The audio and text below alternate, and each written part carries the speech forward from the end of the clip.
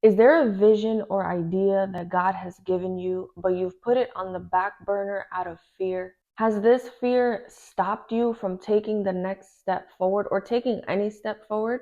The time is now to start it. It's time to take the first step. In this video, we're going to talk about common fears that you may be experiencing that's causing you to be stuck, how to find your purpose and fulfill it, and 5 steps you can use right now today, right after you finish watching this video, to help you gain clarity and start taking steps. First, let's talk about some of the common fears you may be experiencing. Fear can show up in a lot of different ways, such as procrastination, perfectionism, confusion, insecurities, emotions. So many different ways fear can show up in our lives.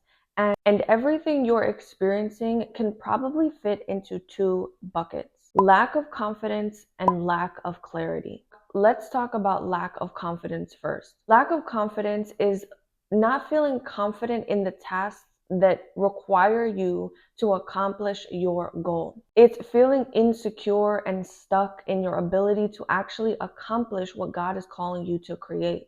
The good news about confidence is not a feeling. Confidence is a skill, and a skill can be learned. When you step out, you're not going to feel confident because you've never done this before. The chances are that you're not going to feel comfortable the first few times you step out to do something new. Nobody feels confident in doing something for the first time. There's a learning curve to everything. When I first started these videos, I was so afraid that I wasn't a good speaker. And after doing it a few times, I'm starting to overcome the fear of not being a good speaker. I have learned by doing, and everything that you know now, you've learned by doing.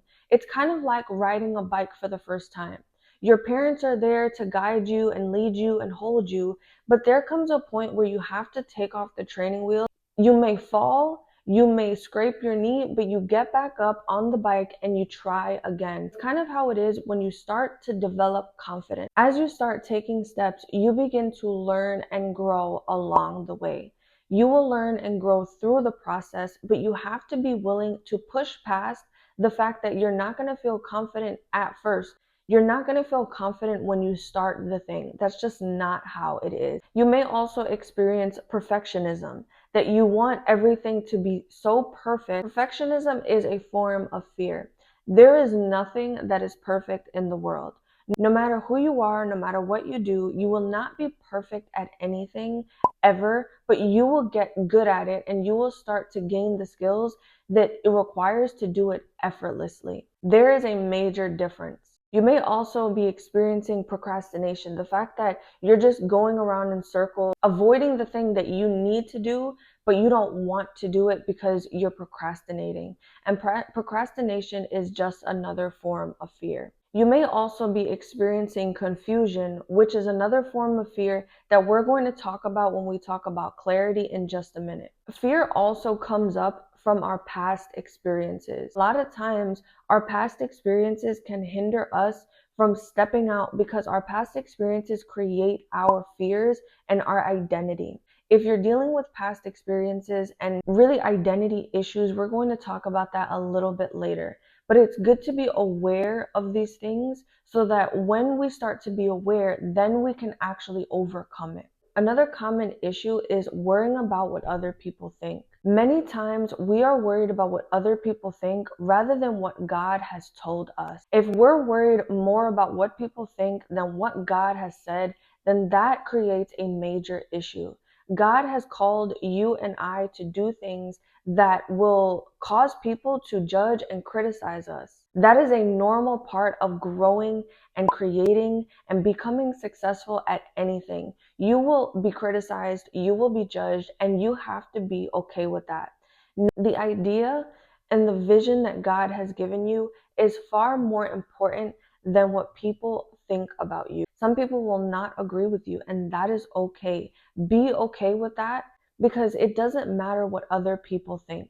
What matters is what you think about you and what God has said about you. Now let's talk about lack of clarity. Lack of clarity is a form of fear. If your mind does not know the direction that you want it to go, if that's not clear, then it's going to cause fear, confusion, and procrastination. You have to train your mind in the direction that you want it to go by being very clear on what it is you want and how you're going to get there. So, lack of clarity is not having a clear direction or a plan. If you don't have this, is probably causing a lot of fear and confusion and procrastination for you. If you don't have a clear plan and or a clear idea on what God has shown you, then you are going to be confused and you're going to remain stuck. Having a plan is very essential to creating the life or the idea that God has given you. A lot of times we have an idea or a vision, but we leave it on the back burner of our mind.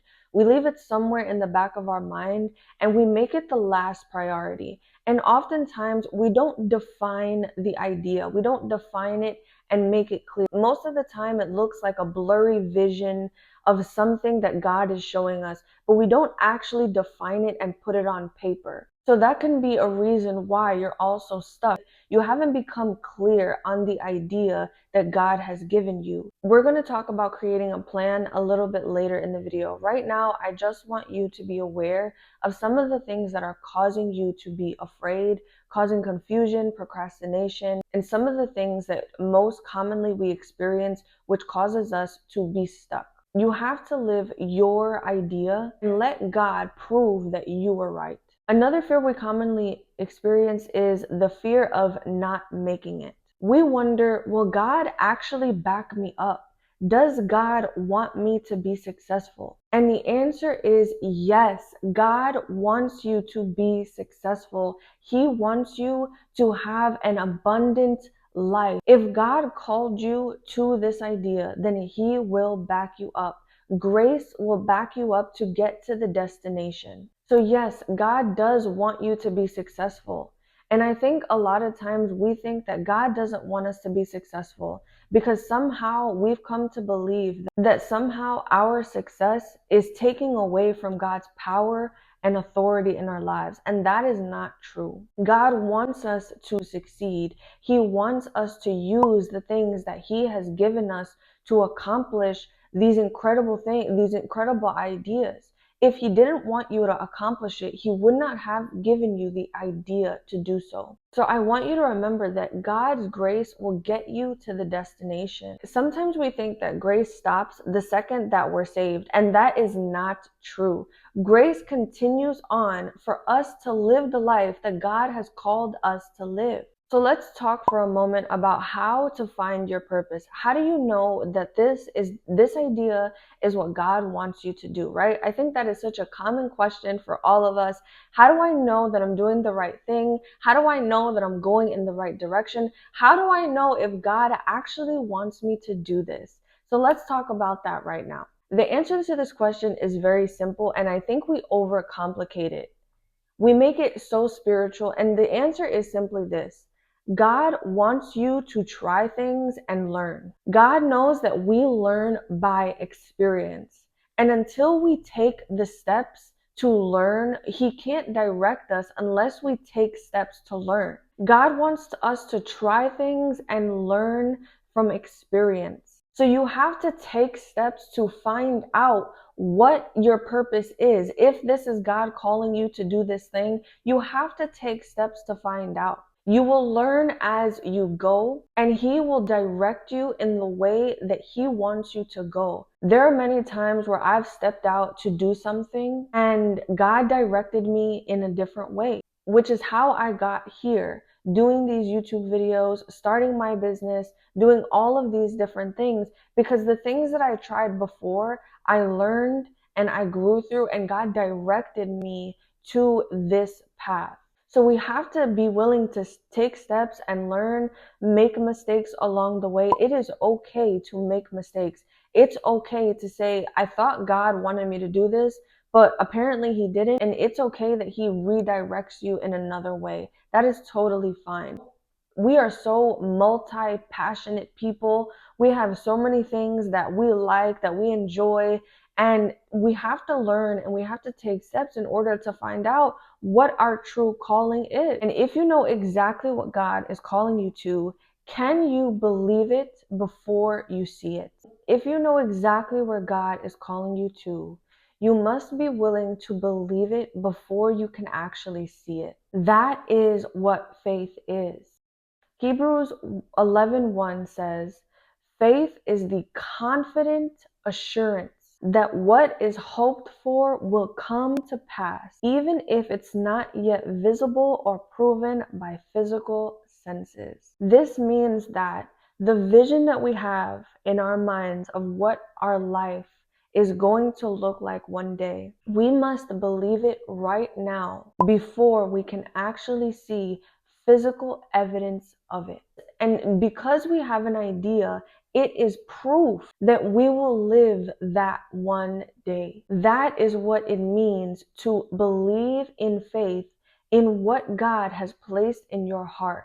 So can you believe in what you can't yet see? Can you believe that you will live a glorious, abundant life before there is any evidence that you will have it? That's what it means to live by faith. That's what it means to push past all the fear and to say, God, I believe that you have planned a good thing for me and you have given me this idea, and I will step out in faith and do it. And I know that you will lead me along the way. And that is how you find your purpose. In order to find your purpose, you have to be willing to take steps, sometimes look foolish, sometimes be misunderstood, be judged and criticized by others, and go for it anyway. And keep going till what you see in your mind is physical evidence in your life.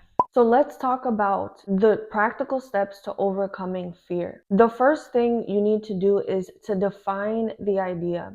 I mentioned earlier at the beginning of this video that lack of clarity produces confusion and procrastination and ultimately fear. Because if your mind doesn't have a clear plan on how to get you from A to B, then it's going to procrastinate. It's going to kind of go around the thing because you're not being clear and it doesn't have a clear path to get there. So the first thing you want to do is to define the idea by writing it down. So write down the idea that God has given you clearly on paper and make it specific. Be clear on what it is that you want. Write a 1 to 3 sentence statement on what your idea is and include these 3 things. Include the why, the how, and the what. I'm going to give you an example right now. I want to create a business that teaches stay-at-home moms how to cook healthy meals for their families. I will accomplish this by creating cooking videos on YouTube, creating a website and blog, and create a Facebook community where women can connect. I want to do this because I love to cook and I love when my family enjoys my food. This is an example of a clearly written statement. It includes the why, the how, and the what. The what is creating a business that teaches stay-at-home moms how to cook healthy meals for their family. The how is creating videos on YouTube, creating a website and a blog, and create a Facebook community where women can connect. And the why is because I love to cook and I love when my family enjoys my food. Your mind needs a map. If you do not have a map to how you're going to get on what you want and how you're going to get there and why you want it, then it's going to create confusion, and you don't want that. By being very clear and getting your idea out of your head and onto paper, then you start to program your mind in the direction that you want to go. If you write this out and you look at this and you read it out loud, and this is so terrifying and it's so big and you have no idea how it's going to happen, then you are on the right track. God wants us to live by faith, and he wants us to dream big, ask for big things, and do big things on the earth. So if your goal or idea terrifies you, then you are on the right track. Your dreams and goals are not supposed to make you feel comfortable. When I first started this channel, when I first started doing YouTube videos, I was very uncomfortable sitting here talking to a camera. It was very awkward. And every time I do it, I learn a little bit more and I get a little bit better. And the same it is with you. So when you write this statement, you want to look at the thing, at the how. You want to look at the action you're going to take in order to accomplish this goal. In this case, it's creating cooking videos on YouTube, creating a website and a blog, and creating a Facebook community where women can connect. So you want to start with the thing that is not the easiest thing to do. You want to start with the thing that you are probably going to avoid the most. If creating a website terrifies you because you have no tech savviness at all, then start with that. If creating videos on YouTube, in this case, would be the thing that scares you the most, then start with that. Don't start with the easiest thing, because then you're going to avoid the hard thing, which is probably what you're doing now. Your goals are supposed to stretch you, help you evolve, and help you to grow. That's how you know that you're going in the right direction. Is what you're doing today helping you to stretch, grow, evolve, adapt, and change?